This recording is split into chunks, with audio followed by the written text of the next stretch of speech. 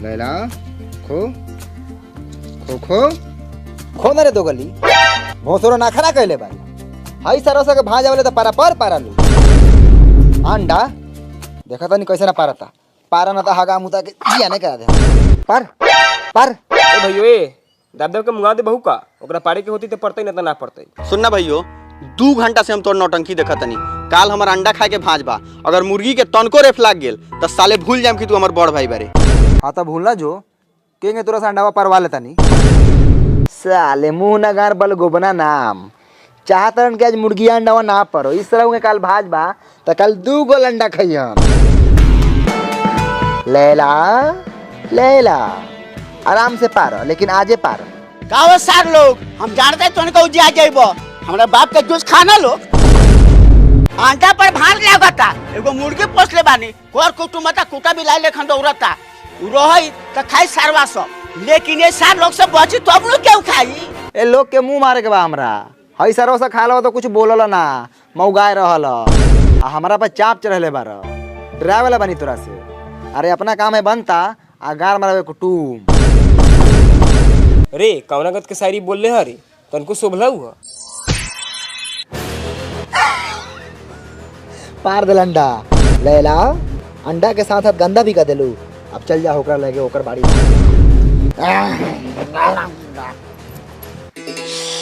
आज कोच बना के खाए बउओ तनका हमरो के खियाइए दादा देखा तरह उतने बहुत बा सूंगे दे हमारा ही ना खियावे के बात करत रह जो सरवा ना खाइए मलाड़े खिया जाता केहू के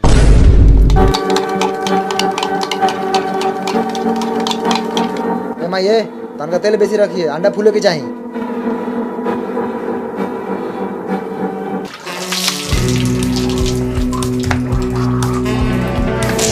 तनका नाश्ता लगाई माई जी। साले के बाप के जिम्मेदारी बा नाश्ता निकाल के रखल जाओ। साला एगो दमादो बा तो 1.5 महीना से घरे बैठल बा बाहर भीतर जाए के नामे नहीं खेले बा जिंदगी भर हमरे कमाई खाई का दुन सरवा। ए माई तनी हमरो के दी है हमनियो बेटे बनियो रोको ना बाबू हमर देता नहीं आज अंडा छुआ गेल नु तो चूल्हे फोड़ाई आज। हां तोहर बाप ने चूल्हा बनेले बरन फोड़ दिया नी पुतरो कहीं के हरिओम हरिओम हरिओम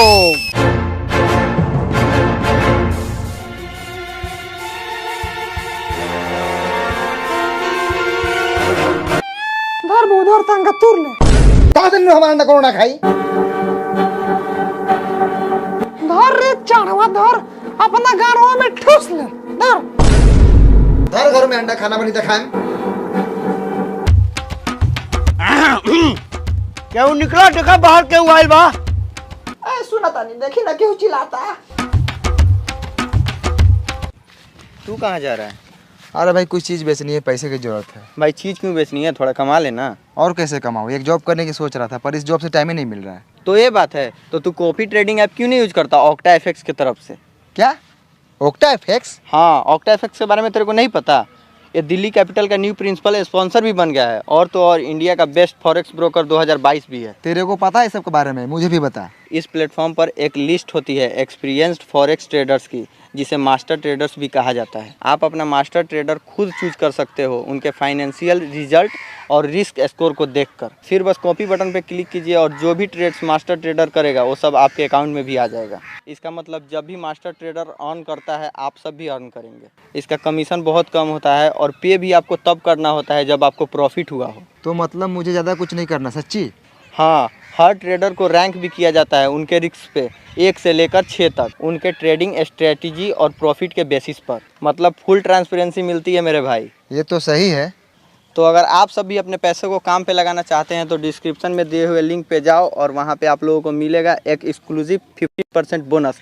तो ऑक्टा एफएक्स बेस्ट ऐप है एक्स्ट्रा इनकम के लिए। कुत्ता लेखन कौन चिल्लाता रे के बा? ए बा आदमी नहीं के चिना पहले 1 गिलास पानी ले आओ पूरा करे के बा। प्रणाम। अरे सतरंगी बाबू का समाचार बा? अब बड़ी दिन बाद पूरा वेशभूषा बदल के। फूफा जी प्रणाम। प्रणाम फूफा। प्रणाम फूफा। खूब खुश रह आइला। आ फूफा फुआ फुआ फुआ तो थोड़े मजा मारत हो। फूफा मेहमान जी तनी होश में न तो रौरो बहन के मजे मरवा दे। ए महाराज माजा मारे के मतलब गलत का समझतनी। घर में पंखा लागल बा, गैस पे खाना बनता, वॉशिंग मशीन में कपड़ा पिचाईता, ये सब माजा ना बता का बा। फूफा तो बात ठीक है कहत हो। पापा नु अपन दोगल अपन सोचल हवा। हाय पतर के इधर बाट। इधर।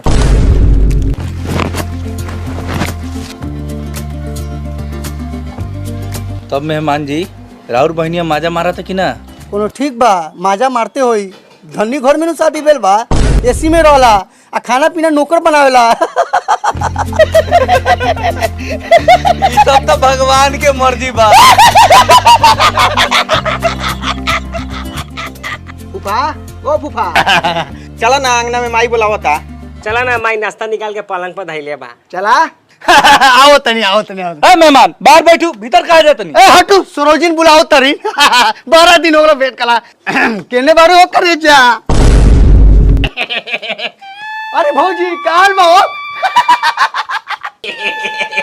भौजी प्रणाम। खूब खुशी रही। बड़ी सुंदर लगा तरी भौजी, मन कर त काचे काट ले। बात छोड़ा। आ कहीं ना दिया के समाचार। ठीक है मान में की रहुआ लेकिन नहीं की।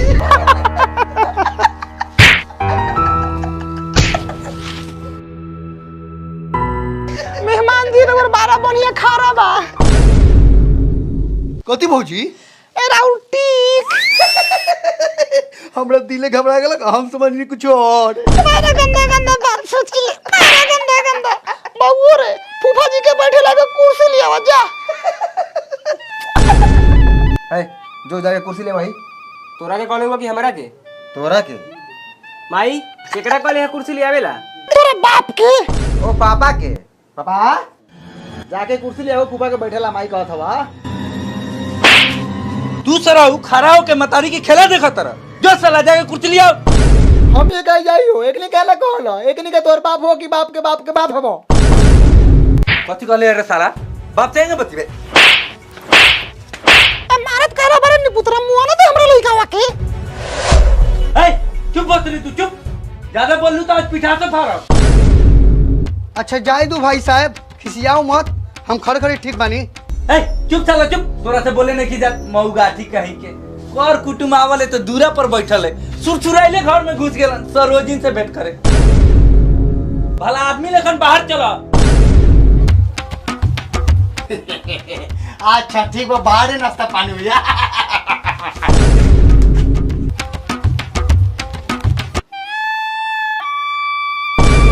कब से बैठल बानी, सारा नोटंकी देखतनी, भिखारी ना हई, घर के दामाद हई पुरानका। फूफा नायका दामाद के घर में इज्जते नहीं खे। आ पुरानका दामाद के यहाँ केहू लाड़े पूछता। एगो काम करो ना फूफा, ई घरवा लिखवाना ल। हाँ तो लिखवाइए ले हम। जहाँ एक बार ठाननी तब तो 2-4 कटा लिखवाइए ले हम। हमार लड़वा हिलाओ ना सौरव के बेटा। हाँ यहाँ और बाबूजी और अदले बरन की लिखवा लेबा। ओ भाई जी नाश्ता करबा कि ना करबा कि भूखे रखबा? मिली नाश्ता, इतना छटपटी कथी के बा? भूखे मरल जाता रे का? अइले सरसराइले घर में घुस गेला। आय जो बउआ से जो फूफाला नाश्ता लेके आओ। ए भैया चल नाश्ता ले आओ जाओ। ए जो कोनो पहाड़ ले आयो केहू।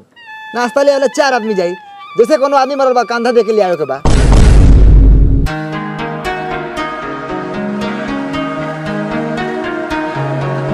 आइला फूफा नाश्ता। हइला फूफा पानी। अरे साला अंडा हमारा अंडा कहाँ ले ले रे? ए भैया माई दलैया कलैया फूफा खइहन। ए गार मारी फूफा के, हमारा अंडा कोनो सावा ना खाई। अंडा गीत साला के फूफा तू खा। खाओ कुटुम खाओ, डराओ मत। ई साला अंडा के बच्चा बा। ए फूफा अंडा के खाइल पूरा गांव बाहर निकाल दे हम। अगर अंडा के छू देला नु ता तोर से परवा ले हम। ए कुटुम खाओ रहुआ, हम बानी नु। फूफा अंडा के छू देला तो तोहर मुंह छुकर के तोरा गार में साट दे हम। खाओ मेहमान खाओ ठीक से। फूफा तू खा, हम पकड़ ले बानी। ए फूफा फूफा तू डरा मत, धिट्टे खा। ये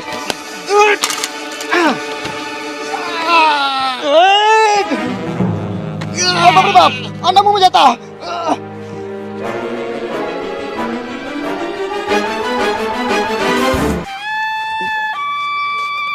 हमार जूजी खाना फूफा, अंडा खाई साला पकड़ा था।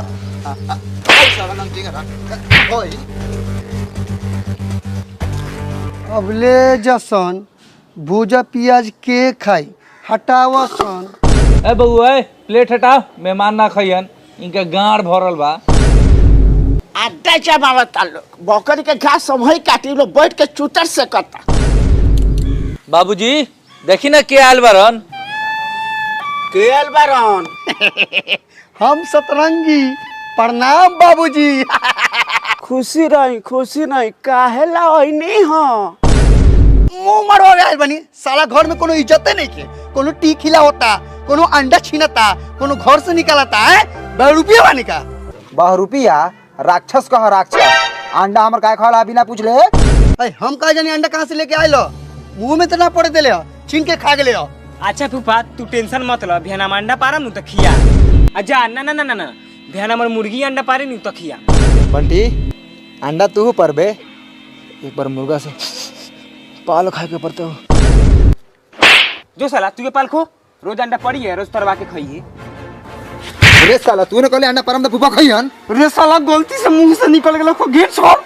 और मुआ आप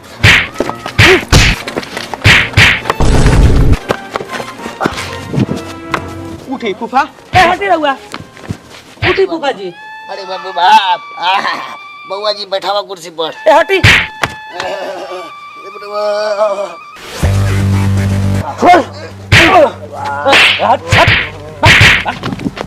साले मुंह आई दे हम छाटे ना चिनी बड़ा चाहे छोट, बाप चाहे दादा। हम तो बेकारे उठैनी फूफा के, भले गाड़ छितरा के गिर रहल बा। हम तो कितना बार कर कुटुम के माना कहनी कि हमरा घरे मत आव, हमरा घर में दोगला लड़का से पैदा ले लेबा, अब फिर भी लोग दौड़त रहता। ए ससुरारी बात आई ना लो, फूफा जी के नाश्ता ना करला हुआ, कम से कम खाना खियावा हूँ। जा बउआ जा, मेहमान के खाना लेके खिया दो, उनका घरों जाए के बा। अभी खाना बनल का हम के लिया दी लोग।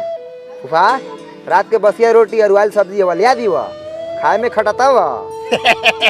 कोनो बात नहीं के सर बेटा, कोनो बात नहीं के, हमरा कोनो काम धंधा बा, बनू गरम गरम खा के जाए। आ फूफा मुर्गो के मीट मंगा दीवा का? ना ना ना ना मुर्गा के काहे ला लिए बो, खस्सी के लिए आवा। खाए में बड़ी मजा आई। केहू सार हमरा से मीट का पैसा मांग लेलक नु, तो उनका मुंह में लार घास दे। कोनो बात ना। जो बगो मीट लेके आओ, जो चल भैयो रे ठीक कहले हम मीट ले आवेला, आज फुफ्फे के बहाने मीट चापल जैसा। साला रोज रोज अंडा खा के लवंडा बनल बनी सा। भैयो रे अपन बापुआ हाथों पर बड़ी जोर से मरले हो। बहुत जोर से। हाँ अच्छा कोनो बात नहीं के, एक पीस बेसी खाइए, सारा दर्द दूर हो जाएगी। हाँ। पाहुन इतना करिए काहे बानी? फूफा जी चिमनी में काम करीले। भोर से कह इतनी इतना झोकड़ल काहे लागे तनिया। फूफा जी राउरो मुहुआ गधा के फूलल गाड़ लेखा लागता। अच्छा दमाद जी मानदान होकेला कि ना, कि हमरे लेकिन रोज रोज बेइज्जत होकिले? मानदान हमार झाट होकेला और वो से बतर दशा होकेला, लेकिन चाहेला कि कब चल जाओ, लेकिन हमू खीसे खूटा गाड़ के बैठल बानी 1.5 महीना से। ठीके कहत तनी पाहुन, एगो हमरो समय रहे, घर में जाते गोड़ धोआए लागे आ मीट मछली से घर गम गम महके। ठीके कहतानी फूफा जी, लेकिन आज के समय बा मीट मछली तो दूर के बात बा, हई सरव से खाली पाद महकेला। अच्छा ये सब बात ठीक ठाक नहीं के, लेकिन मिठुआ होता ताले आराम कर ली। इस्माइल भाई गोल पीस काटा, गोल पीस।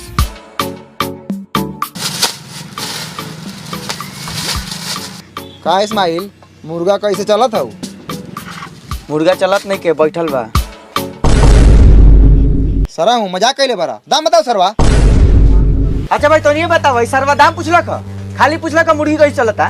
रुक दाम बताओ कैसे हऊ? 200 रुपए किलो। ओ भाई पैसा लावा।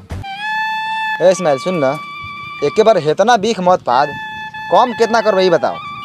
ना भाई कम ना हो तो। 1 रुपया कम ना करबो? ला 1 रुपया कमे दे, 199 रुपया लाओ। साला 1 रुपया कम करके एहसान करे तरीका रे। 180 रुपये देबे बोल, अभी खरे खरे कटवा ले बहू। कम ना हो तो आगे बढ़। ए चल कम ना करी सर चल। ए भाई बोल तू कितना चाहिए? आधा किलो। भाई मिटवा ना ले भाई का। ए लेवल जाई चुप ना, वो अपने बुलाई कही हो भाई हेने आवा 180 रुपये दो, तन का इंतजार कर।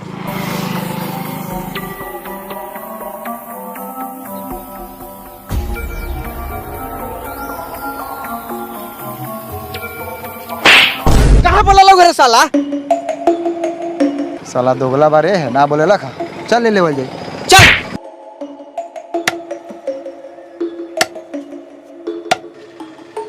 आ इस्माइल आए 2.5 मिनट 1 किलो सरवरा कम कर बेटा। आई धर 200 रुपया अपना गाड़ में खोस ले।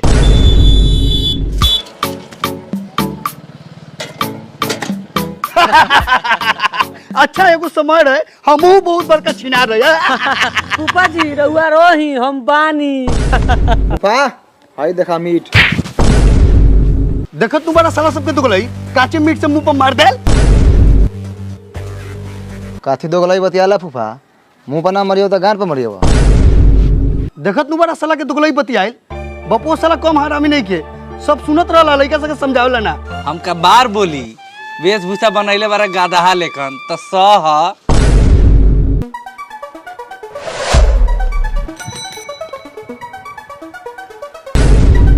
प्रणाम मूसा। खुशी रह, देहवा पर काहे न चढ़ा देले। अइलन सड़सड़ाइल घंटी मारते प्रणाम मौसा। चल साइकिल पीछे कर। घर में खाए ला खर्ची ना, अब बाटत रहे के बा पर्ची। ये घर में दूगो कुटुम कम रहलक ह कि तीसरा चौथा आ गेल। आए हम ये बोला बतानी कुत्ता लेखन चिल्लाल बारा, अब तो साला से तो मार के बेलगा दी। ना मीट मांगा मांगा के खियावो, गांठ फटे न बाप के नु अर्जे में। का बेलो दादा? रे तेरे साले के दुगलई। अरे ये तो बॉबी मौसी के बेटो सब आ रहे हैं, रवि और रंजन। अरे कौनी बेले हंसा रे? प्रणाम भैया। प्रणाम भैया। खूब खुशी खूब प्रणाम खुशी। भैया। ए, हट साला हट, प्रणाम कराओ का औकात हो तोरा, जाके फोन एके प्रणाम कर लई। प्रणाम भैया। खुशी रह बाबू हमर। अच्छा दादा कुछ बोलो तो दादा के बात के बुरा ना मानिए सा। ऐसे मिठाई में तो नहीं काथी ले ले सा? कहाँ कुछ लेनी है? माई पैसे ना दे ले रहल। तो तोहनी कथी करे अइले है? धर्मशाला बुझ ले बारे, बिना कुछ ले ले चल दे वालिस। हाय ले पानी पी। ए हटा पानी। ए का भेलवा पिए दहू। ए मिठाई न खेले के आयल? जा दे भैया पानी पी लेवे दही। ए बिना मिठाई के कुटुम के सनो करे रे। चल चल लेके चल घर।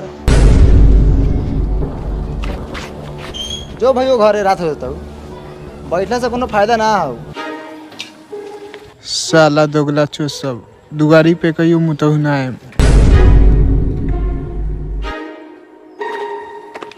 साले बिना मिठाई के मुंह उठा के चल दिया। बउओ देखा मीट बनल कि ना बनल, भूखो लागल बा। बाप के जूजी खाए ला बेचैन बरन। देखा था नहीं बनल कि ना बनल। माई मीट बन गेलौ। हाँ हो गेलौ। ए माई पानी मत लगाइए, हम भूजल खबाऊ। हमहू भूजले खाए लोगन, हाँ पानी ना लगाई। ना। अच्छा ठीक बा, जा जाके प्लेट ले आओ लोगन जा। ए, चल चल चल चल चल बढ़िया बोका वापस खा लई। ले माई प्लेट लिए लियो, लाओ जल्दी चाप दिसा। आई धर बहु से निकाल के खो, आ तनका हिसाबे से खइया, ई फूफो के खाए के आई, ना त बाप से कह के गाड़ फरवा देबो। कढ़ाई उठा के अंगना में चल सा। साला सब कहतो नहीं कि मीट बन गेल बा, आके खा लो। उम्मीदो रखले बारा का खाएला, उ सरवा से बचतवा तब नु खाएबो। भाइयो तोरा में ज्यादा जात हौ। मीट के कमी का रे? होना ना साला चुपचाप, ज्यादा जात हौ। हाली हाली खोने त फूफा जतो। हां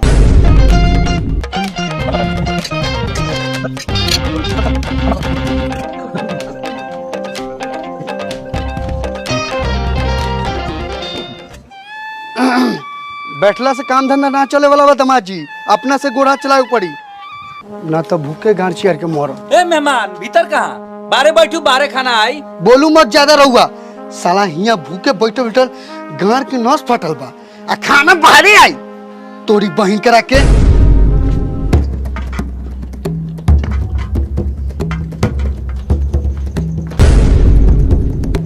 अरे सब रा कढ़ाई चाट के चिकन कर दिले बड़ा। अच्छा एकरा मतलब अलग बर्तन में रखल बा और मिटवा। भाइयों फूफा तो कुछ जानते ना हो। बताओ तनी। फूफा माई मिटुआ बनेले रखा अच्छा आ खाए में लागल वहू से अच्छा आ तू रह गेला पाछा आ खाते खाते खत्म कर देनी है। अरे साला साला मिठुआ खा गेले कुत्ता के बच्चा सब बारे करे ए भोसरो केने मारू हिन्या अंगना में कैसे कैसे लड़के पैदा करले मारू फूफा ए फूफा हमनी के मदारी के गाड़ी ना तो हमनी मिलके गाड़ी फाड़ी साला हमरे घर पर रे भैया फूफा के गाड़ में मारो साइने हाथे कराओ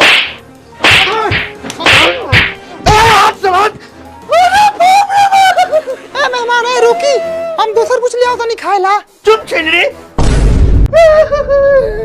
मार दो उसे मार के फूफा के गाड़ो फाड़ दे मेहमान आखिर का भेल हा काहे छिन्नी मौगी लेखन गीत गा के रोत तनी लड़का से दो सब मिल के मर रखा अरे बाबा हट जा आज फूफा के गाड़ फाड़ दो ओए काहे रे का भेल फूफा के घर काहे फाड़बे साला माई के छिनरी कहलक ह मार के धोती कुर्ता फाड़ दे साला के आ पापा गाड़वा के का करी साथे साथे हुआ फाड़ दे क्या करता लोगन ठीक नहीं कहो बीच में लबर लबर करो तारा तोरा घरे जाके तोरा बहनिया के चिनरी कहती तो कैसा लगता आपको चुपचाप खड़ा रह मतलब फूफा के साथ साथ तोरो गाड़ फरा जाई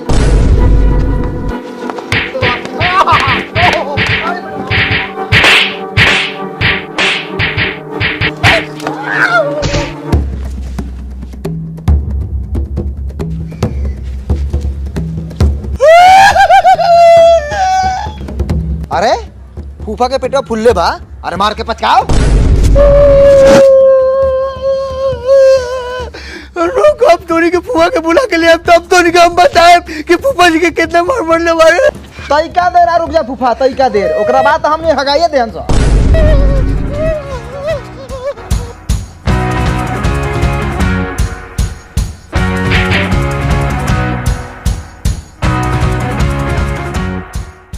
तो अगर आप सब भी अपने पैसे को काम पे लगाना चाहते हैं तो डिस्क्रिप्शन में दिए हुए लिंक पे जाओ और वहाँ पे आप लोगों को मिलेगा एक एक्सक्लूसिव 50% बोनस।